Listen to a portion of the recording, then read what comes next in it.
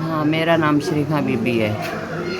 ते मतलब मैनू आ दिल का मसला भी है, बीपी है, शुगर है, मोहरिया का मसला, मैं टुर नहीं सकती।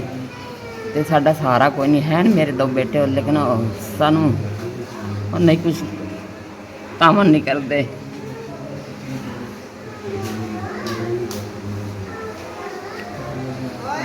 बड़े वर्गी गल है, कदी आ जाते हैं, कदी नहीं आते, किराए ते रहने हैं। मेरे खामद गार्ड है, बस वो भी बीमार ही है। नहीं असी कभी हस्पताल ले लें, दिन गुजर जाते हैं, पैसे नहीं होंगे, नहीं लें। बस जो किस्मत च कभी कोई दे जाता, कभी कोई दे जाता, उत्थे गार्ड है बैठा रहा। तो मसला यह भी है कि मैनू दवाइयां भी चाहिए ने, मैनू हस्पताल लै जावन, मेरा बंदा बीमार है, उनका भी कोई इलाज वास्ते सानू जरूरत हैगी है। भी दवाइयां भी लेंदे 15-15 दिन, 20-20 दिन, महीना दवाई नहीं लै सकते, मुश्किल नाल गुजारा हो रही है।